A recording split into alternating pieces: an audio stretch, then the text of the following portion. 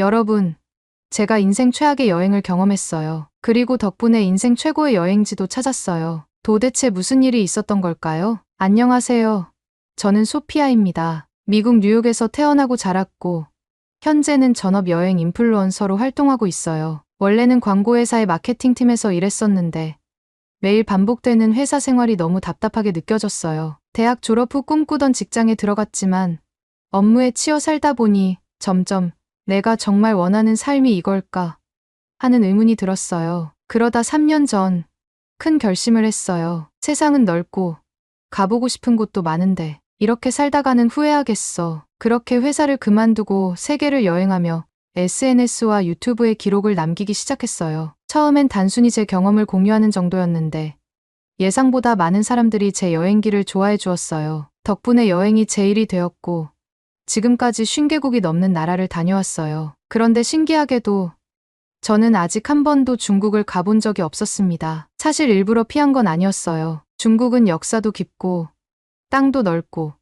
볼거리도 많아서 언젠가는 꼭 가보고 싶은 나라 중 하나였어요. 하지만 여행을 다니다 보면 자연스럽게 사람들이 들려주는 여행 후기를 듣게 되잖아요. 중국에 다녀온 몇몇 친구들은 그곳의 역사와 문화가 굉장히 인상적이었다고 했어요. 하지만 반면 위생 문제나 공공장소에서의 무질서한 모습 때문에 힘들었다는 얘기도 많았어요. 줄 서는 문화가 거의 없어서 새치기가 많다.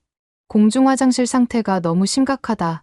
거리에서 담배를 피우는 사람이 너무 많다 같은 이야기들이었죠. 저는 사실 여행하면서 웬만한 불편함은 감수하는 편이지만 이런 얘기들을 듣다 보니 중국 여행은 자꾸만 리스트에서 뒤로 밀리게 됐어요. 그러던 어느 날 제 이메일로 흥미로운 제안이 하나 도착했습니다. 잠깐 여러분 그거 아세요? 여러분의 구독, 좋아요, 알림 설정은 저에게 가장 큰 힘이 됩니다. 클릭 한 번으로 제게 큰 힘을 주시길 바라요. 안녕하세요, 소피아님. 저희는 중국의 아름다운 여행지를 세계에 알리고 싶은 여행사입니다. 모든 여행 경비를 지원해 드릴 테니 중국을 여행하며 솔직한 리뷰를 남겨주실 수 있을까요? 처음에는 사기인가 싶었어요. 하지만 여행사를 찾아보니 실제로 꽤 규모가 있는 곳이었고 이전에도 여러 해외 여행 인플루언서들과 협업한 적이 있더라고요. 항공권, 숙박, 식사까지 전부 지원해 준다니 나쁠 게 없었어요. 이건 한번 가볼 만한 기회 같은데 한 번도 가보지 않은 나라를 무료로 여행할 수 있다니 솔직히 거절할 이유가 없었어요. 게다가 직접 가보지 않고 편견을 갖는 것도 별로라고 생각했거든요. 그래서 저는 흔쾌히 제안을 수락하고 드디어 중국으로 떠나게 되었습니다. 출국을 앞두고 부모님과 친구들에게 얘기하니 걱정을 많이 하더라고요. 중국, 너 혼자 가는 거야? 조심해야 해. 중국 음식 조심해야 해. 위생 문제 심각하다던데. 그래도 한 번쯤은 경험해보는 것도 좋겠지. 하지만 무슨 일이 생기면 바로 연락해. 솔직히 저도 살짝 걱정이 되었어요. 하지만 직접 경험해보지 않으면 아무것도 알 수 없다는 게 제 신념이었기 때문에 가보지 않고 판단하는 건 옳지 않다고 생각했어요. 그래서 저는 SNS에 드디어 중국으로 떠납니다. 어떤 여행이 될까요? 라는 글을 올렸어요. 반응은 반반이었어요. 와, 중국 여행기 기대돼요. 소피아, 조심해요. 생각보다 힘들 수도 있어요. 드디어 중국도 가는구나. 어떤지 꼭 알려줘요. 그렇게 저는 기대 반, 걱정 반의 마음을 안고 뉴욕 JFK 공항에서 베이징행 비행기에 올랐습니다. 비행기에서 창밖을 바라보며 생각했어요. 과연 어떤 여행이 될까?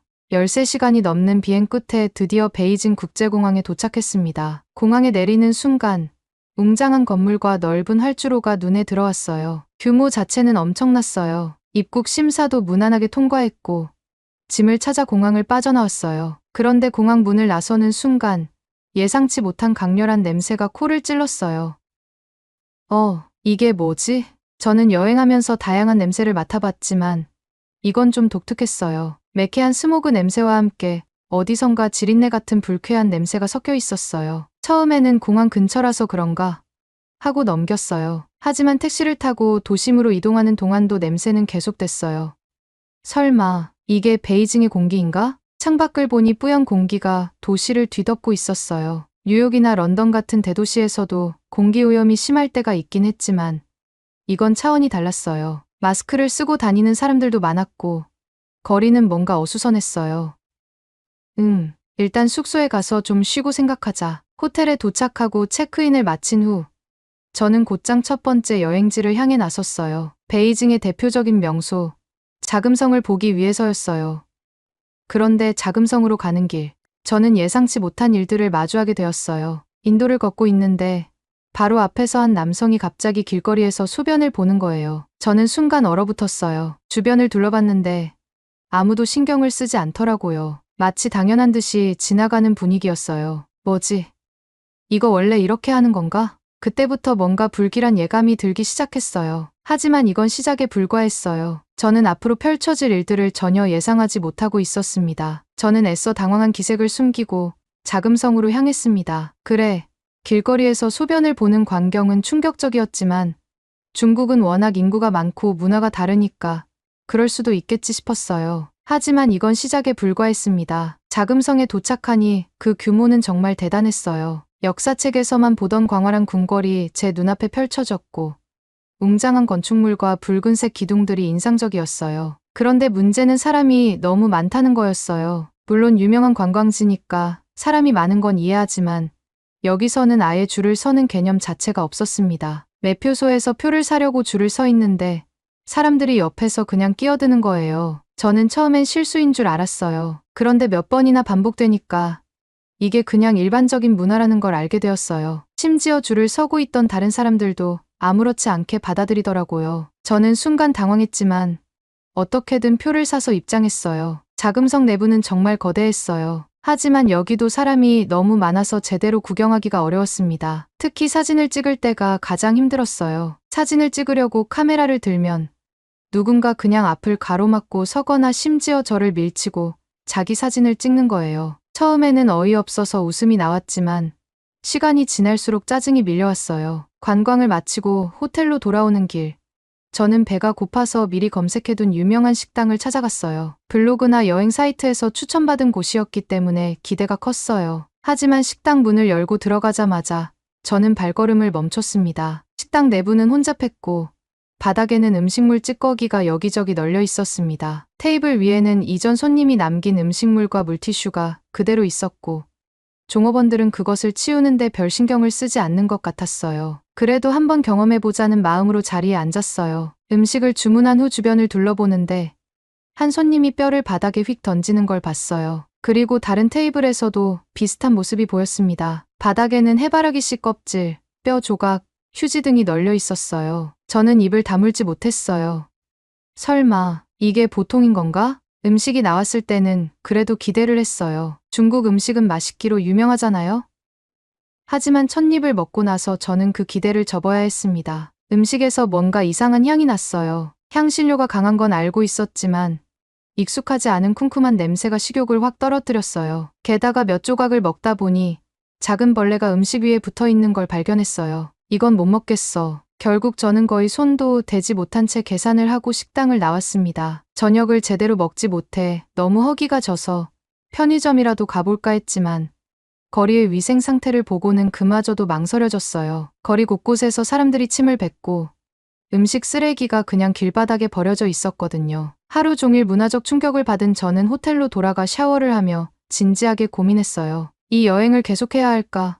솔직히 너무 힘든데. 하지만 여행사에서 지원받은 여행이니 쉽게 포기할 수도 없었어요. 그래도 최소 며칠은 더 버텨봐야 하지 않을까 싶었어요. 그렇게 마음을 다잡고 다음 날을 준비했습니다. 다음 날은 중국의 전통시장을 방문하기로 했어요. 시장 풍경이야말로 그 나라의 진짜 모습을 볼 수 있는 곳이라고 하잖아요. 시장은 활기찼어요. 사람들이 북적이고 온갖 종류의 물건들이 즐비했어요. 그런데 여기서도 위생 문제가 심각했어요. 생선과 고기가 뜨거운 햇볕 아래서 그냥 노출된 채로 팔리고 있었고 파리가 잔뜩 붙어 있었어요. 노점에서 뭔가 사 먹고 싶었지만 위생 상태를 보고는 도저히 용기가 나지 않았어요. 시장 구경을 마친 후 저는 또 다른 관광지를 방문하기 위해 버스를 타기로 했어요. 그런데 버스를 타는 순간 또 한 번 당황할 일이 생겼어요. 사람들이 서로 먼저 타려고 몸을 밀치고 새치기를 하는 게 너무 심했어요. 저는 충격을 받았지만 간신히 버스에 올라탔어요. 그런데 안에서 또 다른 문제가 발생했어요. 바로 냄새였습니다. 너무 많은 사람들이 타다 보니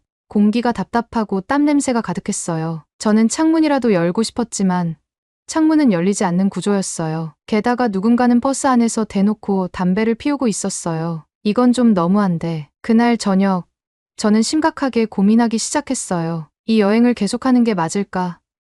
아니면 여기서 멈춰야 할까? 저는 여행을 하면서 힘든 경험도 많이 해봤어요. 불편한 숙소, 힘든 이동, 문화적 차이 등 여러 가지를 겪었죠. 하지만 이번에는 단순한 불편함이 아니라 제 자신을 속여야 하는 상황이었어요. 여행사에서 지원을 받았으니 좋은 여행기로 포장해야 하지만 솔직한 리뷰를 남기고 싶은 제 마음과 너무 큰 차이가 나는 거예요. 결국 저는 결정을 내렸어요. 이제 그만해야겠다. 정중하게 거절하고 이 여행을 마무리하자. 여행사에 솔직하게 이야기했어요. 죄송하지만 저는 거짓된 리뷰를 남길 수 없습니다. 중국의 멋진 역사와 문화가 있다는 건 알지만 여행자로서 겪은 현실도 솔직하게 말해야 해요. 여행사 측에서는 당황했지만 저는 더 이상 여행을 진행할 수 없다고 판단했어요. 이제 미국으로 돌아가야 할까 고민하던 저는 마지막으로 다른 대안을 찾아보기로 했어요. 가까운 곳에 어디 좋은 여행지가 있을까? SNS를 뒤적이다가 구독자들의 댓글을 보게 됐어요. 소피아, 한국 가봐요.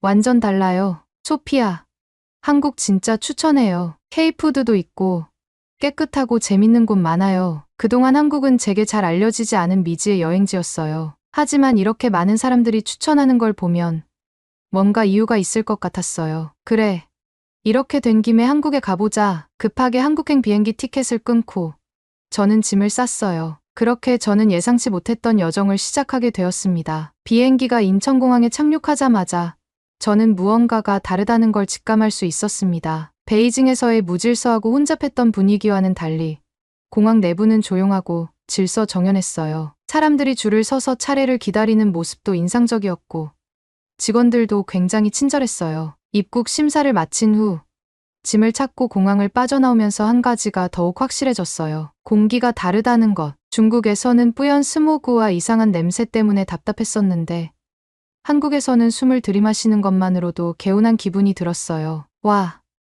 이거 너무 상쾌한데?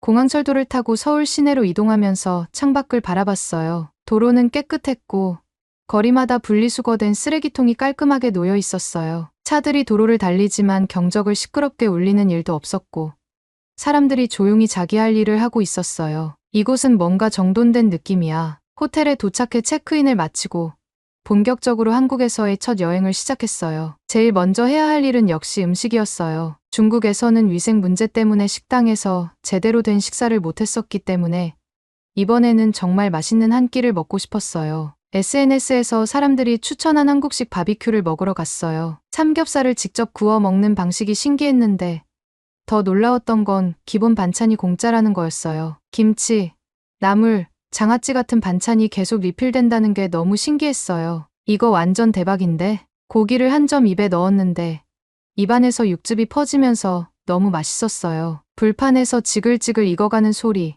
고소한 냄새, 그리고 함께 나오는 쌈장과 마늘의 조합까지 완벽했어요. 중국에서 제대로 된 식사를 하지 못했던 터라 저는 정신없이 먹었어요. 그런데 식당 직원이 저를 보고 웃으며 다가오더니 친절하게 상추와 소스를 더 가져다 주는 거예요. 여기 사람들 정말 친절하네. 식사를 마친 후 저는 서울 곳곳을 둘러보기로 했어요. 한국을 오기 전까지는 그냥 현대적인 도시 정도로만 생각했는데 실제로 돌아다녀 보니 전통과 현대가 조화를 이루고 있다는 느낌이 들었어요. 경복궁을 방문했을 때는 마치 과거로 돌아간 것 같은 기분이 들었어요. 중국의 자금성도 웅장했지만 이곳은 정갈하고 아름다웠어요. 무엇보다 관광객들이 조용히 질서를 지키며 관람하는 모습이 인상적이었어요. 그날 저녁, 저는 홍대 거리로 나갔어요. 젊은이들이 가득한 활기찬 분위기, 거리 곳곳에서 들려오는 버스킹 음악, 그리고 다양한 길거리 음식들이 여행의 즐거움을 더해줬어요. 특히 저는 길에서 파는 호떡을 먹어보고 깜짝 놀랐어요. 이거 무슨 맛이야? 너무 맛있잖아. 겉은 바삭하고 속은 달콤한 시럽이 가득 차 있어서 한 입 베어 무는 순간 행복해졌어요. 다음 날, 저는 한국의 대중교통을 이용해보기로 했어요. 버스를 타려고 정류장에서 기다리고 있었는데 사람들이 자연스럽게 줄을 서는 모습이 눈에 띄었어요. 중국에서는 사람들이 버스가 도착하면 앞뒤 가리지 않고 몰려들었는데 여기는 그렇게 하지 않더라고요. 버스 안도 깔끔했고 심지어 냄새도 나지 않았어요. 중국에서는 버스를 타면 땀 냄새와 담배 냄새가 뒤섞여서 힘들었는데 한국의 버스는 쾌적했어요. 지하철을 타보니 더 놀라웠어요. 한국의 지하철은 엄청 조용했어요. 사람들이 통화도 하지 않고 심지어 이어폰을 끼고 영상을 볼 때도 볼륨을 작게 해두더라고요. 와, 이렇게 조용한 대중교통이라니 너무 편한데? 며칠 동안 한국을 여행하면서 저는 한국에 점점 빠져들고 있었어요. 하지만 그 중에서도 제일 감동적이었던 건 사람들의 시민의식과 친절함이었어요. 하루는 서울의 한 카페에서 커피를 마시고 있었어요. 그런데 문득 예전에 유튜브에서 봤던 영상이 떠올랐어요. 한국에서 사람들이 휴대폰을 테이블에 두고 자리를 비우는 실험을 했는데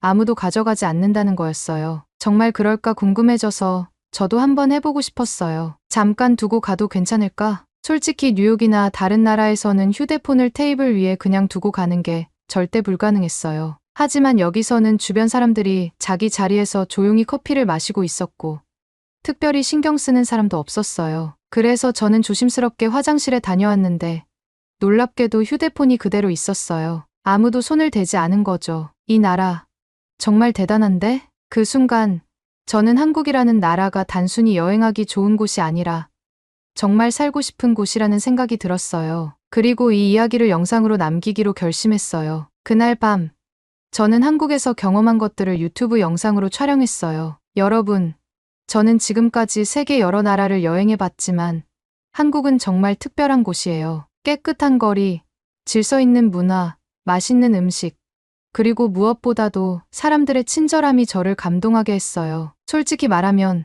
중국 여행을 포기하고 오길 정말 잘했다고 생각해요. 그리고 마지막으로 이렇게 덧붙였어요. 여러분, 한국에 와본 적이 없다면 꼭 한번 방문해 보세요. 저는 이미 다시 오고 싶어졌어요. 그렇게 저는 한국에서의 여행을 마무리하고 있었습니다. 하지만 마음속에서는 하나의 확신이 들었어요. 나는 분명 다시 한국에 올 거야. 그리고 그땐 단순한 여행자가 아니라 조금 더 깊이 한국을 경험하는 사람이 되고 싶어. 그렇게 한국에서의 멋진 여정이 저를 새로운 방향으로 이끌고 있었습니다. 한국에서의 마지막 날, 저는 한강공원에서 여유로운 시간을 보내고 있었습니다. 강을 따라 자전거를 타는 사람들, 돗자리를 깔고 치킨과 피자를 즐기는 가족들, 음악을 들으며 산책하는 사람들까지 모든 풍경이 너무 평화로웠어요. 뉴욕에서도 센트럴파크에서 시간을 보내곤 했지만 한강공원의 분위기는 또 달랐어요. 도시 한가운데 이렇게 넓고 깨끗한 공간이 있다는 게 신기했어요. 돗자리를 빌려 잔디밭에 앉아 한국의 편의점에서 산 간식들을 꺼내놓고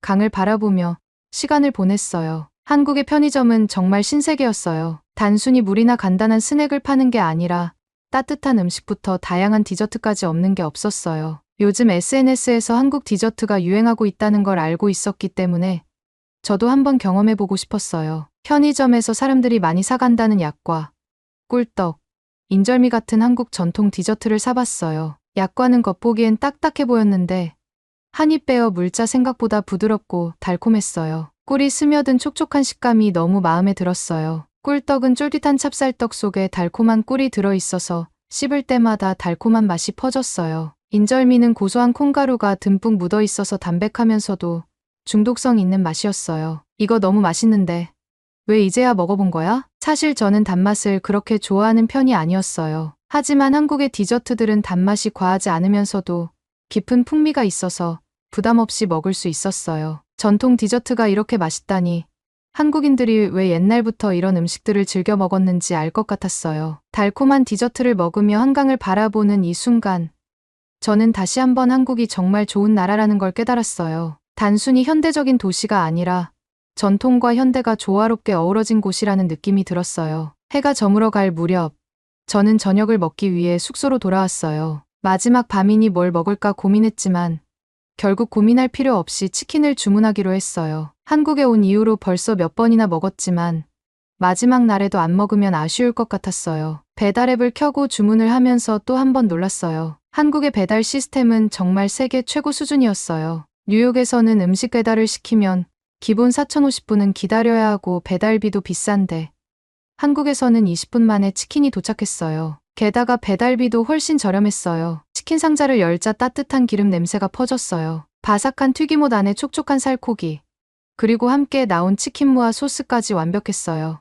치킨을 한 입 베어 물며 생각했어요. 이 나라 정말 대단해. 여행을 오기 전에는 한국이 이렇게까지 마음에 들 줄 몰랐어요. 하지만 이곳에서 보낸 시간은 단순한 여행이 아니라 삶의 새로운 가능성을 발견하는 과정 같았어요. 치킨을 다 먹고 짐을 정리하면서 다시 한번 여행을 돌아봤어요. 중국에서의 실망스러운 경험이 없었다면 제가 한국에 오지 않았을 수도 있었어요. 그런데 오히려 그런 경험 덕분에 한국이라는 보석 같은 나라를 발견하게 된 거죠. 그리고 이 이야기를 SNS와 유튜브에 공유해야겠다고 생각했어요. 한국에 대한 제 경험을 더 많은 사람들과 나누고 싶었어요. 영상을 촬영하면서 저는 솔직하게 말했어요. 솔직히 말해서 저는 한국에 대해 잘 몰랐어요. 그저 깨끗한 도시 정도로만 알고 있었어요. 하지만 직접 와보니 한국은 그 이상이었어요. 단순히 환경이 깨끗한 게 아니라 사람들이 스스로 질서를 지키고 배려하고 공공장소에서도 남을 신경 쓰는 문화가 자리 잡혀 있었어요. 그리고 한국에서 경험한 여러 가지를 이야기했어요. 한국의 대중교통은 정말 편리하고 사람들은 새치기를 하지 않아요. 식당에서도 친절하게 대해주고 맛있는 음식이 너무 많아요. 그리고 무엇보다도 한국 사람들은 정말 따뜻하고 배려심이 있어요. 저는 한국에서 단 한 번도 불쾌한 경험을 하지 않았어요. 마지막으로 이렇게 말하며 영상을 마무리했어요. 여러분, 기회가 된다면 꼭 한국을 방문해 보세요. 저는 이곳에서 단순한 여행이 아니라 이런 나라에서 살아보고 싶다는 생각이 들 정도로 특별한 경험을 했어요. 그리고 확실한 건 저는 다시 한국에 올 거예요. 영상을 업로드한 후 저는 공항으로 향했어요. 인천공항에서 출국 수속을 밟으면서도 아쉬움이 남았어요. 원래는 단순히 중국 여행을 대체하기 위해 왔던 곳이었는데 이제는 다시 오고 싶은 나라가 되어버렸어요. 비행기에 올라 창밖을 바라보며 생각했어요. 이건 끝이 아니야. 난 다시 올 거야. 그렇게 한국에서의 여행이 끝났습니다. 하지만 제 마음속에서는 새로운 시작이 다가오고 있었어요. 미국으로 돌아온 후에도 제 머릿속은 온통 한국 생각뿐이었습니다. 보통 여행을 마치고 집에 돌아오면 다시 일상으로 복귀하면서 자연스럽게 여행의 여운이 사라지기 마련인데 이번에는 달랐어요. 집에 도착하자마자 저는 무의식적으로 유튜브를 켜고 한국 여행 브이로그 같은 영상을 찾아보고 있었습니다. 다른 여행자들은 한국에서 어떤 경험을 했는지 궁금했고 혹시 제가 놓친 것들이 있지는 않을까 싶었어요. 그러다 보면 자연스럽게 한국의 음식 영상을 보게 되었고 그때마다 한국에서 먹었던 음식들이 떠올랐습니다. 삼겹살, 치킨, 호떡, 약과, 꿀떡. 그 맛을 다시 느끼고 싶었어요. 특히 편의점 디저트 코너에서 이것저것 골라 담던 순간이 계속 생각났습니다. 그 작은 가게 안에 그렇게 다양한 음식이 있다는 게 너무 신기했어요. 그러다 보니 한국 관련 검색도 점점 늘어났어요. 한국에서 가볼 만한 곳, 한국에서 한 달 살기, 외국인이 살기 좋은 도시 같은 검색어를 입력하면서 저는 이미 다음 여행을 계획하고 있는 제 자신을 발견했습니다. 한국은 단순히 좋은 여행지가 아니라 정말 다시 가고 싶은 나라가 되었어요. 그래서 저는 결심했어요. 최대한 빠른 시일 내에 다시 한국을 방문하기로요. 이번에는 단순한 관광이 아니라 조금 더 오래 머무르면서 한국의 일상도 경험해보고 싶었습니다. 비행기표를 확인하면서 저는 속으로 생각했어요. 곧 다시 갈 거야. 그리고 이번엔 더 많은 걸 경험할 거야. 한국에서의 여행은 끝났지만 제 마음속에서는 새로운 여행이 이미 시작되고 있었습니다. 오늘의 이야기는 여기까지입니다. 오늘의 사연이 마음에 드셨다면 구독, 좋아요 부탁드리겠습니다. 소중한 시간 긴 이야기 끝까지 들어주셔서 진심으로 감사합니다. 앞으로도 더 좋은 사연으로 여러분을 찾아오겠습니다. 시청해주셔서 감사합니다. 해주셔서 감사합니다. 해주셔서 감사합니다. 해주셔서